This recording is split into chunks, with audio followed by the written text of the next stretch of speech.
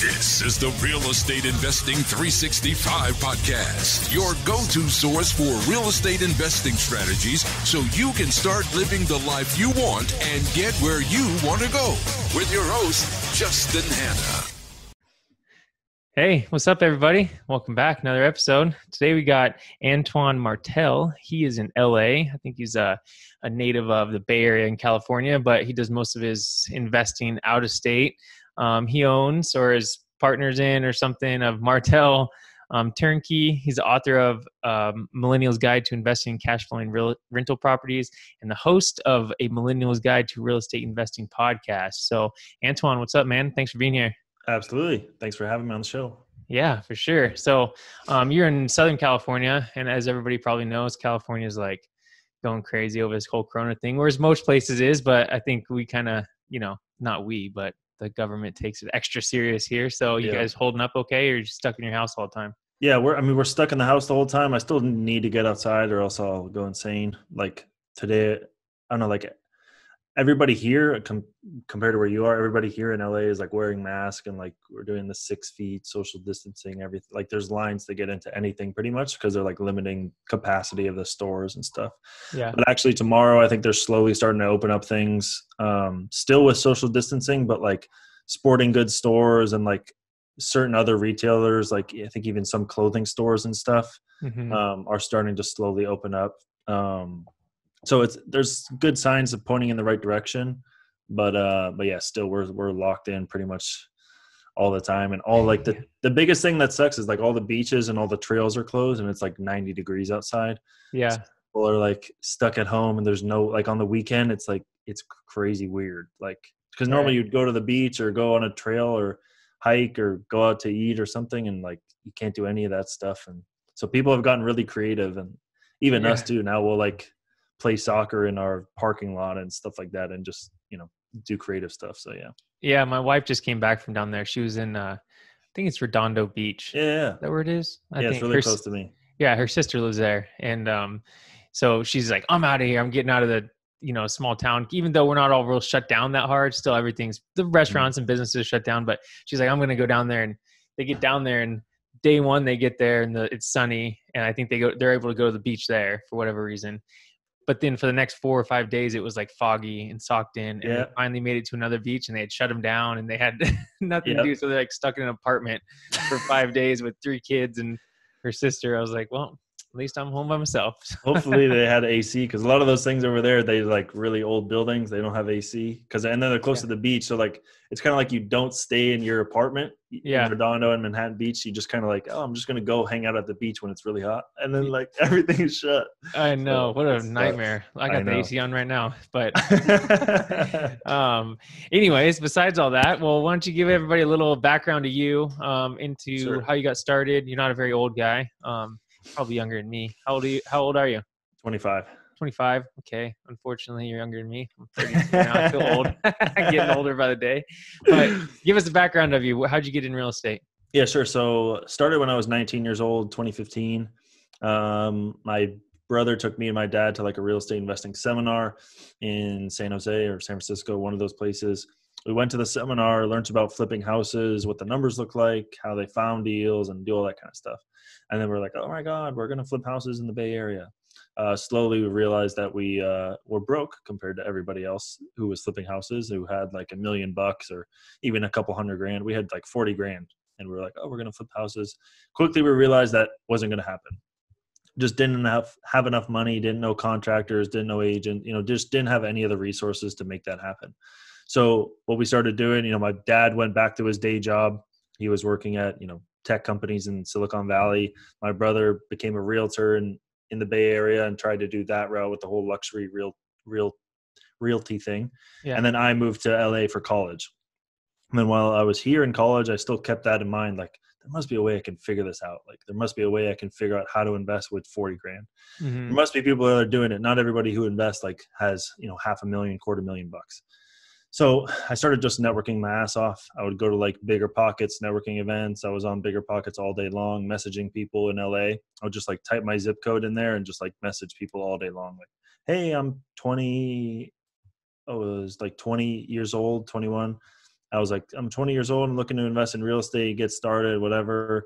And I want to like take you up for coffee. And I like moved all my college classes from like 5 to 10 p.m. And then during the day, I was just networking with people before they went to work or before they started their day or at lunch or whatever the case may be. And I just kept learning like about how these people were actually like doing deals. Mm-hmm. And like 80% of them were doing stuff out of state. They were like, oh yeah, I tried doing stuff here locally. Doesn't make any sense. I didn't have the money. So I started doing stuff out of state, and they were killing it too. Yeah. They were doing like 5, 10 houses a month, and whether it's wholesaling, flipping, apartment buildings, whatever the case may be, they were doing really well. So I started just learning more about them and how they built their team out of state, how they chose their market, listen to a bunch like a Bigger Pockets podcast too. Like they have a really good podcast that goes back many years. And there's like, I don't know how many episodes, but like 1,000 probably at this point. I think it's like 350 or something now. Or oh, really? 380 or 380 or something. Well, they're only one a week. You know what I mean? But oh my God, dude. I mean, I feel like I listened to 1,000 episodes with them, but they just have a lot of really good stories. And now there's like, this was, many years ago, or not many years ago. This was a couple of years ago when many podcasts weren't even around. Yeah. And so I started learning just through meeting people. And then I finally, my last year of college, I was like, all right, this is now make it or break it. So I got to either like figure something out with this real estate thing that I've been learning about for 2 years and haven't done anything. Like everything I tried like was a failure. And I was like, I got to figure out this real estate thing before I graduate, because I don't want to go get a silly 9-to-5 job after I graduate. I want to like do my own thing. So my last semester, I found Memphis, Tennessee, did all my homework, found a neighborhood that I liked, found some properties that I liked, started cold calling all these listings and like interviewing people on the ground. So property managers, realtors, contractors, and finally like built my small little team, quote unquote, and made a offer, put a property under contract, had a contractor do a bid on it. We ended up buying that house. We bought it for like 30 grand, renovated for 10 grand. And then we rehabbed it, rented it out. This is all like while I was in college, my last semester. So bought it, rehabbed it, rented it out, and then went to a local credit union and did a refinance on it. Or actually just got financing because we bought it all cash. Yeah. Pulled all that money out because it appraised for like 55 grand. And then I gave my dad his money back. And then I was like, hey, I can keep, doing this after I graduate. I don't want to go and get a job, like, as you know. Yeah. And he was like, okay. And I was like, yeah, give me 6 months. Let me try to figure this out. But I have the team. We had one deal that was like a success. All we need to figure out is how do we keep doing this and how do we like make it a scalable model? So that's what I did. Graduated in May. And then by December, I had like 10 single family homes in Memphis in that same little pocket, that same zip code of Memphis, Tennessee. And that's kind of where it all started. And then from there, things started snowballing. People started reaching out to us like, how the hell are you guys? But, I was on the other end of the Bigger Pockets messages. So like, how are you investing out of state? How did you get started? Blah, blah, blah. How can you help me get started? And I was like, well, I did this, this, and this. And they're like, okay, I want to do it, but I don't want to do all that work. And so that's kind of when the turnkey business started. So people just started, I would still do the same thing, buy it, rehab it, rent it out. And then instead of refinancing it, I would just resell it. And I would just make a profit, and then I would just keep rolling deals over. And so that business has scaled up to a point now where we're doing about 10 houses a month. So last year we did 85 houses. And then this year we'll probably do 120 or more. Wow. Okay. Sweet. Well, that's a good story. Yeah. So the whole time were you kind of like, writing down your story on Bigger Pockets and people were seeing it, or you just kept networking and that's how people kind of found out about you? Yeah, it was mostly networking events and then just like social media too. So I like post a lot on Instagram.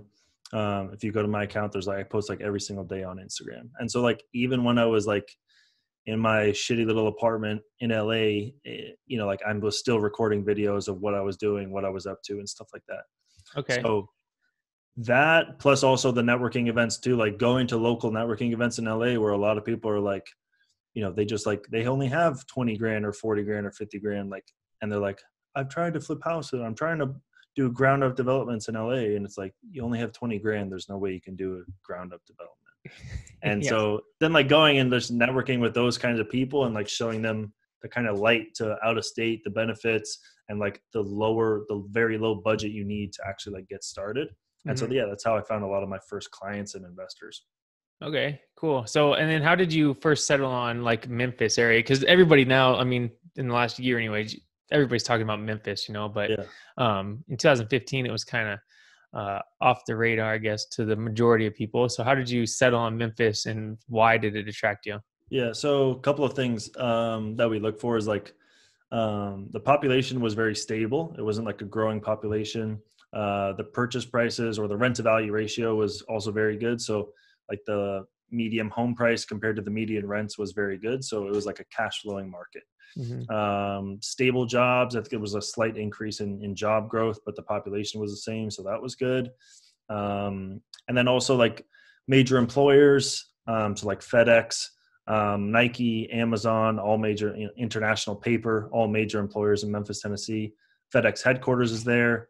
And then there's also the airport, which is Memphis International Airport, second largest cargo airport in the world. So there was like a ton of things that I felt like I was just uncovering that I've never even like heard about of Memphis, Tennessee. Like you hear about Beale Street or like see the Beale Street photo and like, oh, that's Memphis. And then the next thing is Elvis Presley. But people don't look at like, children's hospitals there, and the second largest cargo airport in the entire world is in Memphis, Tennessee. Like, how does nobody know? I didn't know that. Yeah, exactly. And it's because FedEx headquarters is there, and they like last year they spent like for the last couple of years, I think they've spent $1 billion on growing that hub and continuing to grow that hub. And It's like, I felt like I was finding these hidden gems. And then I was like, okay, well, if I just buy houses right next to all this stuff, and the houses were like 30, 40 grand. And I was like, well, I could just buy these houses and rent them out to people who are working at the FedEx headquarters. It's not going to go down. FedEx is not going to go out of business. Shipping's only going to increase for the next 30 years. So how did you get that information? So you're looking for places to go, and all of a sudden, like, you probably heard from somebody said, hey, Memphis is pretty cool. So then you start looking into Memphis more. I mean, it's not like, I'm sure, did you have like a spreadsheet of all these different places and you're trying to compare all this stuff, or how did you find that data? Yeah. So it was all data based. It wasn't actually like somebody was, you've heard like for real estate investors, like Little Rock and Kansas City and Memphis, all those places in the Midwest, the bigger cities. But I was like, no, let's just make it all database. So the BLS, Bureau of Labor Statistics, bls.gov, you can go and like pull reports for all the markets. And then you can look at population growth, job growth. They even have reports on major employers. So you can figure, not major employers, the largest industry. So like, I also didn't want to find like a new Detroit where like everything, like 90% of the people in Memphis worked at FedEx. No, I don't want that. Yeah. So it was actually only like 20% of the people work in the transportation and shipping industry.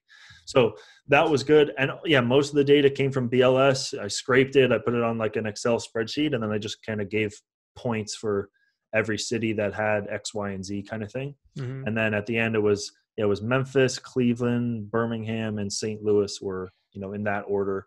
And I was like, okay, Memphis was number one. And I just started doing research on Memphis. And then I think Forbes, they have a list of like the major employers for a market. And I saw FedEx, and I was like, holy shit, FedEx, that's crazy. Headquarters is there. And then I looked more into that. And then it was like, you type FedEx on FedEx headquarters Memphis on Google, and it brings you to the Memphis International Airport. And then from there, it's like you could see there's like two landing strips, like a big one like this, and then another one like this. And this entire area on the north side was FedEx only. And so they owned like it was ginormous. And then when you go to Memphis, actually, you see like for a couple miles, just FedEx airplanes always being loaded up and stuff like that. So, and then weird little stuff that I would do would just be like looking up Memphis, Tennessee, like weird facts or something like that. Mm-hmm. And then that's when you hear about the Elvis stuff. And then also just like quirky fact or business facts or something. And then through that, I found that the airport was actually the second largest cargo airport in the world. And then I was like, holy crap, this is crazy. Because the guy is a winner. So yeah. Did you end up taking a trip out there, and then or did you do it all remotely? Yeah. So I bought probably 5 houses, and then I went out there. Okay. Things were working. How did you know that, you weren't just like getting some realtor, because that happened to a lot of people, right? They just went out Yeah. there and they bought some houses for 20 or 30 grand, and they just happen to be shitholes in Yeah. a ghetto neighborhood or whatever, So Yeah. how did you know that that wasn't the case? That's Maybe a good question. I think you just have to, I think there's only so much research that you can do from here. Mm-hmm. I think that's why a lot of people are like hesitant to invest out of state, just because they don't trust the people on the ground. And yeah, there's, not everybody's going to be a saint either, right? Everybody, has a reason to sell you something. They want to make money on the other end. So, just doing my homework and like validating what they were saying with what I had already learned. And that was the thing too, like before I started making all those phone calls to like realtors and people on the ground, was I like did all that homework. Like, okay, this is the zip code I like. Why do I like it? Right next to FedEx, low crime, average income is this, average rents are this. I already knew what the values were. I knew what the rent was supposed to be. And then so like on those phone calls with the agents to like test them pretty much, it was like, hey, I saw your listing. What do you think you can rent it out for when it's done? $725. I looked at my thing. I said $725 too. I was like, okay, what do you think it's going to be worth after? Oh, 80, or I'm 55 for this example.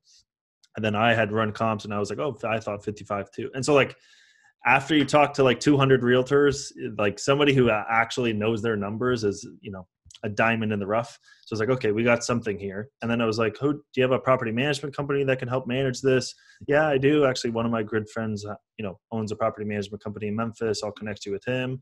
Do you have a contractor? Yeah, I have a contractor too. And, I'll have him go out tomorrow and do a bid. Just don't even submit an offer. I'll just have him go tomorrow and I'll provide that. And I was like, oh my God, this is crazy. And so, and then eventually you just have to make the jump. Like there's only so much research you can do. I think we probably hired an inspector to go through just to like double check everything. But again, you're eventually going to have to make the jump to get out of that loop of the, what they call it, analysis paralysis kind of mode. Yeah, no, definitely. I mean, I've got stuck in that before too, but yeah, you just have to make the jump. So you end up buying like several properties out there and you take a trip out there. How many properties did you guys end up acquiring and keeping before you kind of started the turnkey thing? It was probably just those 10 because we couldn't get financing anymore. So all the financing was under my dad's name. And then so once we got to 10, then the lenders, kind of their financing changed up as soon as you got to 10, or you couldn't finance them anymore. Because we were doing a credit union. So I don't think it wasn't like a conventional mortgage, but still they had like internal limits on how many you could finance through them. So it was right around 10 that we started that. Then the bank was like, hey, we can't do this anymore at this kind of rate. It's now going to be, instead of 5%, it's now 7%. And we're like, what? Why? Yeah. And then we were like, okay, maybe we need to pivot and like start doing something else. And then at the same time, people started reaching out to us. How do we do this kind of thing? And so it was kind of like the perfect storm. Okay. So you continue to grow. You started doing that. You continue to grow that. Last year, you guys said you did like 80 something properties last year. Over the last year or two, you expanded into other markets as well, right? So what other markets are you guys in? Yeah. So at one point we were in Memphis, Cleveland, Birmingham, St. Louis. We're in a ton of markets. We quickly realized that it was better just to stay focused. I think it was good to like test it out to see which market was going to do the best for us overall. And then the two, screaming winners were Memphis and Cleveland. So then we cut out the other two markets just due to team, due to contractors, due to like finding the right amount of properties that we wanted for it to make sense. So we cut out those two markets and now we're just in Memphis and Cleveland for the turnkey business. Okay. And how do you think it's going now? Because obviously, even in those markets, like prices has gone up quite a bit. I don't think the rent has appreciated that much, has it? I mean, you still finding great deals, and how are you guys getting the deals to end up buying and then what's it called? Flipping or turnkeying. Turnkey. What do they call it? There's that one other word. I interviewed a gal. I can't remember her name, but she calls it Berkey. She's like Berkey. Oh, really? It's like turnkey and burring and together. I don't know. So, anyways, how do you find the deals? So, finding the deals. I mean, there's still a ton of great deals. I think that both of these markets are still very underrated. I think that Memphis, like you said, has kind of blown up in the last year or so, which I would say maybe you're right.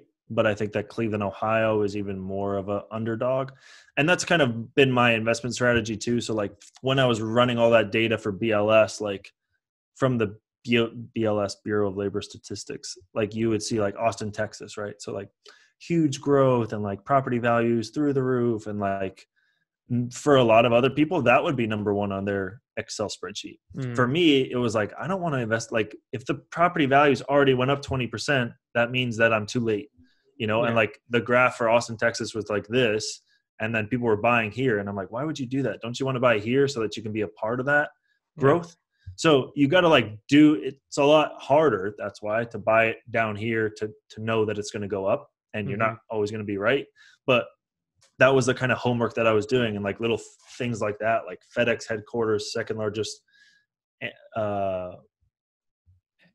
cargo airport in the world. And doing that kind of stuff was kind of helping me like get into those markets early on. Right. And then so finding the deals, to answer your question, we still use probably like 50% MLS, the other 30% wholesalers, and then the other 20% is probably just like pocket listings from realtors. So we still are doing a ton of MLS offers every day. You're not doing any direct marketing or campaigns like that? So I had a roommate who had a job last year, and he used to do like drop shipping, you know what that is? Yeah. He had a drop shipping. He was like really good at Amazon and Facebook ads and all this stuff. And he was working at this company, and and we were buying like 10 houses. You know, we did 85 projects last year, and then this year it was 120. And I'm like, I don't even know if we're going to be able to like find that many. And then what's going to happen in 2021 when I want to do 200? Like, how am I going to do that? Just not enough deals on the MLS, and like wholesalers are, you know, have 10 different buyers. They're not going to like send everything to me. Why would they do that? So I started thinking like, okay, we need to start doing that direct marketing kind of thing. And so while he was on vacation over New Year's or whatever, I was like, hey, do you want to start a wholesaling company? And we'll pay you a salary for you and he had a developer friend. And I was like, I'll pay you both salaries, and let's just try to figure out this wholesaling thing. We're going to need it in the next 12 months or something like that. So they both quit their jobs. I hired both of them, and they both started this wholesaling business. So yeah, we started a wholesaling company that then sells properties to the turnkey business, which they're probably finding like 30 deals a month, and we buy 10 of those. And then the other 20, they try to wholesale out as well. So yeah, we did start it and started doing it internally. And then whatever we don't buy, again, we just wholesale it out to other people. Okay. A lot of people say like right now with the economy, you know, where it is and what we're possibly going into, that, you know, wholesaling or rehabbing, like flipping properties is kind of, you know, maybe it's a risky move. What do you think about that? Flipping, yeah. Wholesaling, no. Wholesaling is probably like one of the best times to wholesale. Yeah. I think that, first of all, like we are in California, and we're like making virtual offers to people that like live in the Midwest, or like absentee owners. So like the guy owns 10 houses in Memphis and lives in Florida. He doesn't want a realtor calling. Like if a realtor in Memphis calls him, what's he going to do? Like, I guess he could send it electronically as well, but like we're reaching out to those people, and you know, that are absentee owners. Hey, we saw you own 10 properties. We want to give you a blanket offer on all of them to just get rid of them. And people are scared and nervous, and they just want their cash out now. Yeah. Even homeowners that we're marketing and calling and texting to, they're all at home. So like, even if they have a home phone number, I mean, they're all picking up the phone. Yeah. A lot of people have time. A lot of people may have lost their jobs that they own a home, and now they want to get rid of it to get the 20, even if it's 20 grand, just get the 20 grand so that they can go and get a nice place to live while this shit is going on, so that they can go and move into a place, because they're not going to be able to pay their mortgage. And they know that in 2 months. So I think wholesaling is a great time to do it if you have that buyer's list. Luckily for our wholesaling team, they have a buyer right next door. Yeah. So it's made it a little bit easier for them. Flipping to like people that are going to move into homes, I would not recommend that. It's probably I would not recommend that right now. I think just like the amount of buyers that used to be there like a couple months ago has probably been severely diminished. And I think people are just going to wait until this is over to when they can when they have more options and they can go to an open house and stuff like that. I don't think people are going to be rushed into buying a home unless they have like cash burning a hole in their pocket. Yeah. And it also may be like a much slower process. So like if you were flipping homes for 150, 200 grand, and you used to have showing, open houses, for example, with 20 people on a weekend, and you sold it the next day. Now you have to do all these appointments, and like how many weekends now does it take to get 20 people through? Like, I don't know. That's my concern. I don't know anybody who's flipping like at a high volume like that, nor have I talked to them. But yeah, so that's my one concern with flipping right now. Yeah, I would agree. And like what I find up in Boise, we're trying to do stuff, kind of the same thing, but it's just kind of difficult up there because that market, I mean, this is my excuse. It was just so hot that even, all the people that we call or market to, they still want that price that's in their head from 3 months ago, which wasn't that long ago. Yep. So our numbers are like, for example, just day before yesterday, we had a house that we called and we went out and looked at it, sent my guy out and looked at it and took pictures, and it's kind of a dump, for Boise, or for is in Nampa. And we offered him 70 grand. And the next day, another investor came and gave him 110 grand for the property. But like literally that's for 3 months ago prices, at least as far as my numbers were. So for one, there's some investors out there still buying prices, but for two, the guy thought we were crazy for offering 70, but it's like, I got to prepare for that price to drop, 15% or something, or not have people come and buy the property, or I need to be able to rent it and cash flow, so it's definitely and that's the one thing with us. Like we've kept all of our ARVs the same from 3 months ago. We have the same ARVs, and I had an appraisal come in today that was 10 grand higher than 3 months ago. And so it depends on the kind of neighborhood, right? So like I'm in the sub $100,000 price point. As soon as you get into like the 120s, 150s, 200s, because most of those are not going to make sense to cash flow to rent out because the return is going to be so low. So you're going to pretty much be in the space for a lot of home flippers or home buyers. And so I think that, in our space, we've continued to buy because we haven't seen any decrease. Also, it depends where you're investing. So Memphis and Cleveland both opened up on May 1st. Yeah. They're back to normal. You know what I'm saying? So like, even if there is like a huge recession after, which, could be coming, for example, I don't know where it's going to, like, it might get hit the hardest at places that are still on lockdown. I don't know. It's going to be interesting to see what happens, but we've continued to buy just because we keep seeing until we see the appraisals start to go down or diminish or see something crazy happen, which I don't think is going to happen in our price point because the return is still there. And the stock market, on the other hand, which a lot of other people were investing in and maybe aren't now, which they probably should be, they may be moving over to real estate and try to buy cash flowing rental properties because they are producing that amount of return. So I think we're going to hold our value a little bit more. Yeah. Okay. Well, walk me through your virtual, like your long distance offers. Like for one, do you have a cold caller? Do you have, somebody you have from a distance, like a VA answering the phones? And then what's your criteria for making the offers? Do you go off of his estimate minus a certain percent, or for so wholesaling business or turnkey business? Let's do the wholesaling business. Okay. Let's do it. Yeah.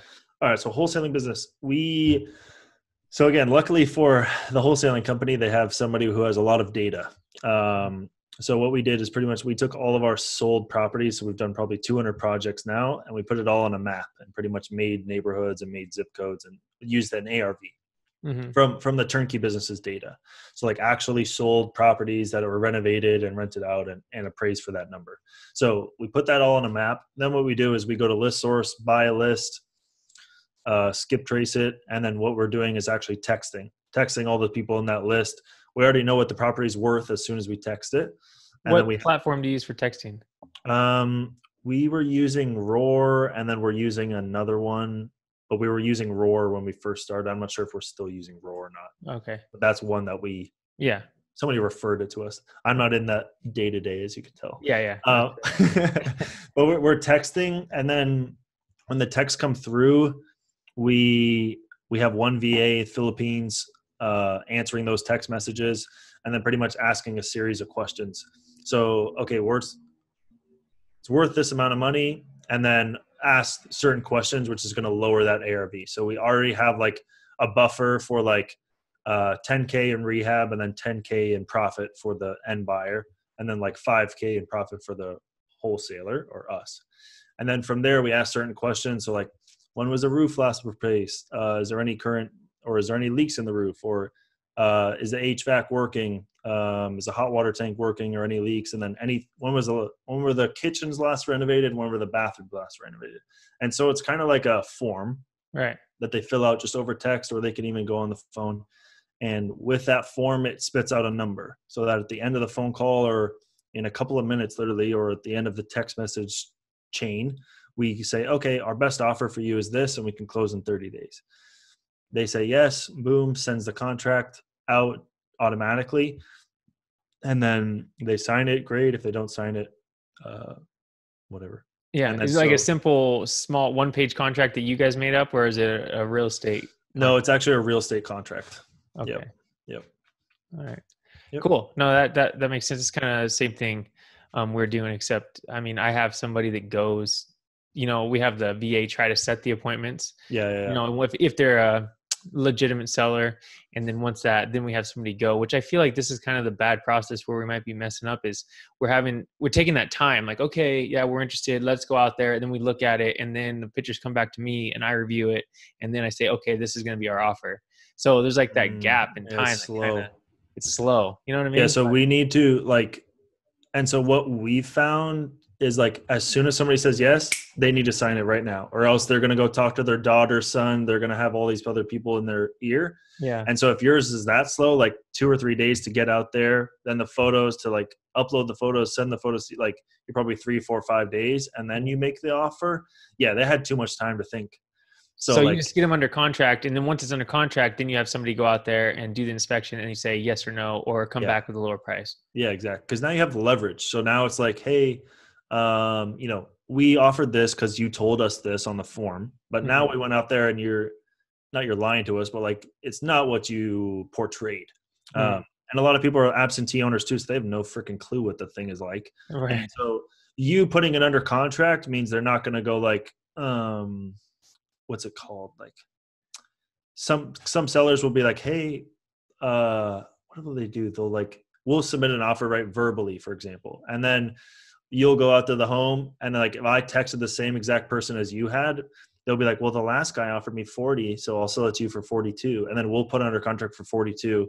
And then 30 days later, we'll go back to her and be like, hey, actually the HVAC needs replaced. It's $5,000. So we'll drop you to 38. Is that okay? Okay, sure. And so I even got it cheaper than you did. And I got it under contract, which means she's not going to go like shop the contract around. That's what it's called. Yeah. So she's not going to go like tell everybody else who calls her. Because, dude, a lot of us are calling and texting the same exact list and same exact people. I know. Just who has the best story, and like who texted them that day. Like, their dog could have died, and the dog grew up in the house, and now they want to get rid of it, and because they don't want to think about the dog anymore. And like, you texted her on that right day, and now she wants to sell it, and she doesn't care what the price is. And like, follow up.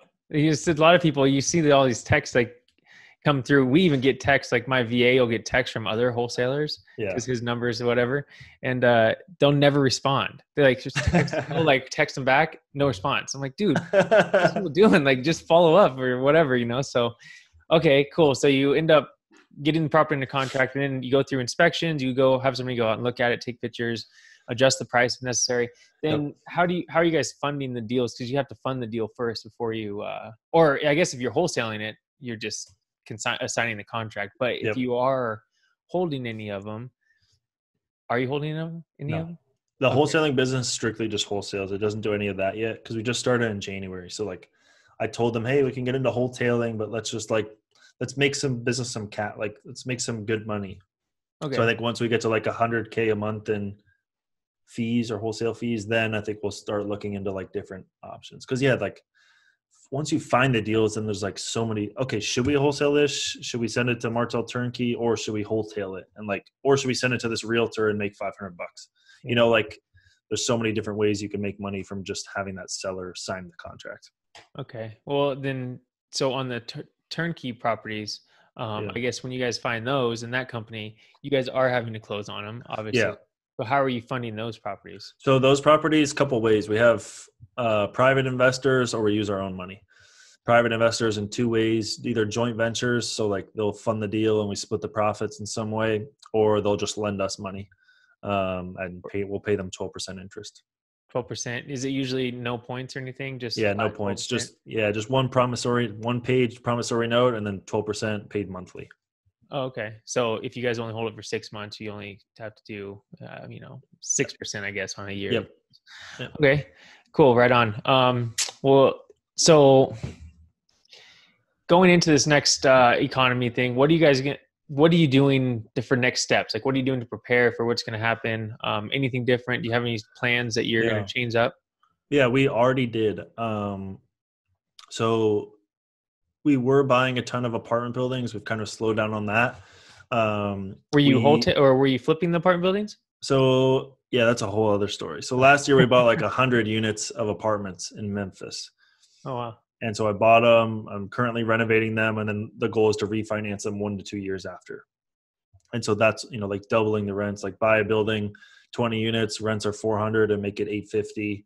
We're like spending a ton of money. It's just a cash killer. Yeah. And it eats so much cash, and then you're making like $3, $4, $5 a month per building. But it's like, I just spent $500,000 to get it to this point. And like, so it's a very slow, like long-term thing, right? It's not going to be a cash or money maker. So changing up stuff. Yeah, we've changed up, like with the turnkey business, for example, we've just changed the way that we're like funding our deals. So instead of using private money, we've switched more to joint ventures just to keep a lot of the risk off ourselves and to decrease our monthly payables during this time. That's the biggest thing that we've done. We didn't fire anybody. We tried to keep everybody on board. There's still a lot of like different ways that we're going about marketing just because people are at home, and like changing up our marketing too, to be like, well, you should still invest during COVID-19, or why now is still the best time to buy. And, because it still is on paper a really good time, but the interest rates are still like super duper low. And like, oh my God. My buddy's just refinanced his house right now for 2.99. Yeah. He's a VA loan, but still in the twos, for a 30 year. Yeah. Damn, that's good. I know, it's crazy. Yeah. And we bought an apartment building 2 weeks ago, April 14th. And interest rate was 4% on it. On a commercial loan. Sweet. Yeah. Good deal. Okay, cool. Well, there's tons of other stuff obviously I could dive into. I want to ask questions, but you got a lot going on, so we can't just dive into all of it. But at least it gives an overview of what's going on. The last question I had is there any other markets out there that you would suggest to somebody if it wasn't, obviously they need to do their own research, but not Memphis or Cleveland? Is there anything you have like, hey, these are pretty good markets that I know of that are coming up here? Yeah, there was an article today. Hold on, let me find that for you guys. Because the difficult part is, people trip out on like finding markets. You know what I mean? They'll like analysis paralysis hard on it. I know. So there's a list. You can find it on Bigger Pockets. It came out today, May 7th, on Bigger Pockets, like insights. So which markets had the highest. So it's for like rental properties. So like kind of MySpace. Mm-hmm. So it has the average home price, the average rent for 2020, and then compared to the average rent since 2015. So how are the rents increasing? And then how are the home prices increasing? But also it keeps in mind like the rent to value ratio. So which has the highest cash flowing, which market is the highest cash flowing, plus also which market has an increasing property value plus rents. Yeah. So it still has a good rent price rent to value ratio, but it's going in an upward trend, right? Yeah. So number one is Detroit, which I don't know how you feel about that, but I think the numbers are skewed, right? There's so many houses. It's like, well, it's easy to have those numbers skewed when you got like freaking 50% of them that aren't. I know, dude. It says 2020 average home price $35,000. The next one, number 2 on the list, is Birmingham at $60,000, double what it was.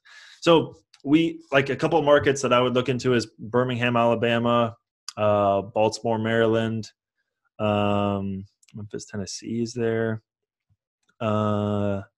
Kansas City, Columbus, Ohio, OKC.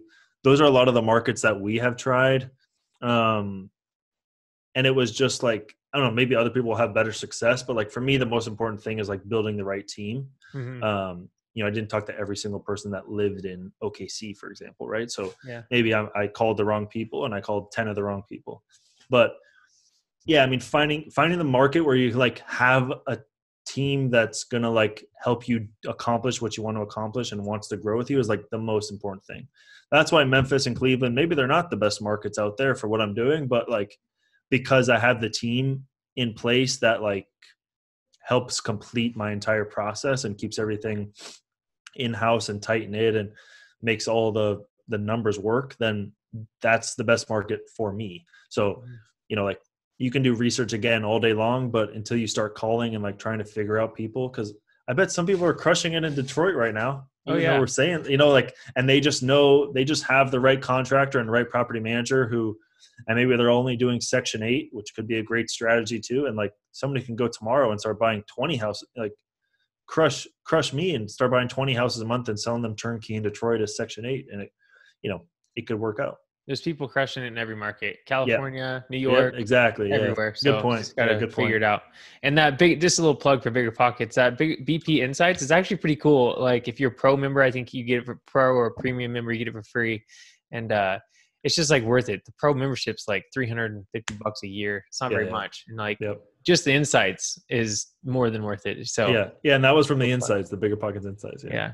All right, cool. Well, the last two questions I have for you is if somebody's new to it or they're wanting to get into a new part of investing, what's your favorite way to learn about it? Podcasts, books, mentorship, something like that? Yeah, for me, I think podcasts and books are great depending on how you like to learn. I could just like crush a podcast. A book is going to take me a couple weeks, right? Yeah. And I could probably learn more in the podcast. So I think podcasts are quick and easy. And then mentorship, mentorship's good when you know what you want to do. Like if you're like, hey, I want to do this, and like this mentor did that thing, then okay, great. Like I would definitely, like a lot of people are like, I even do those phone calls and it's like $100. Like it's nothing, and like I tell everybody everything on step-by-step what to do. I'll even look at their deals and stuff. And so I think that there's a lot of undervalued people out there that will like take your phone call if like this guy is going to show you exactly how he did it and what he did. I think it's worth it if if you have the right mindset going into it, like, okay, this is what I want to do and here's how he can help me.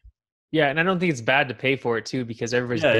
You got to pay for people's time. Exactly. You know what I mean? Like you don't got time to be talking to 20 people a day. Exactly. Like you got to pay a little bit. They have to have some skin in the game. So. Yep. All right, cool. What about a piece of software or something that you use in your business that makes life easier? It could be Basecamp or Instagram or anything. Yeah, I use Zoho CRM. So that tracks every single project, what stage it's in, rehab bids, contracts, purchase and sales agreements, clients. Every single person is in that CRM. That's for your flipping business, huh? Yeah, for the Martel turnkey business. Yeah. Okay. All right. Yeah. Cool. Actually, for the wholesaling business, we actually use Zoho CRM too. Oh, you do? So how's that? Is it better than Podio or? So we have a full-time developer with us. So we're able to customize the living hell out of Zoho. Oh, okay. So like it's more advanced. Podio is much more basic and like simple and stuff like that. But we set a lot of automations and a lot of scripts and stuff. And Zoho allows us to do that with the API, where Podio is like way more lacking in that kind of development. So again, it depends on who's on your team and how tech savvy you are. Yeah. Probably wouldn't be good for me. No, I can barely get on this damn podcast. This is my 65th episode or whatever. So anyways. Oh God. Okay. Well, Antoine, thanks for being here, man. I really appreciate it. Where can people find out more about you, your businesses, all that stuff? Sure. So you can go, probably the best place is Instagram. Post there every single day. Actually just got verified like yesterday on Instagram. Oh, dang. Sweet. I know, dude. It's crazy. I got to get more than 1,500 freaking followers. Come on, people, follow me. Post this podcast and then tag me in it, and then I'll repost it. And then perfect. There you go. All right. So that's the best place, at Martel Antoine. And then from there, there's like a link to all my different stuff. I have a YouTube channel. I post like vlogs and stuff sometimes. And then I also have martelturnkey.com. If you guys are interested in the turnkey rentals, we can help you out over there as well. All right, cool. Well, thanks for being here, and all that stuff will be in the show notes. And you guys reach out to Antoine if you have any questions. Follow him on Instagram and get your life going just like he did. So thanks, man. Have a great day. Thanks, man.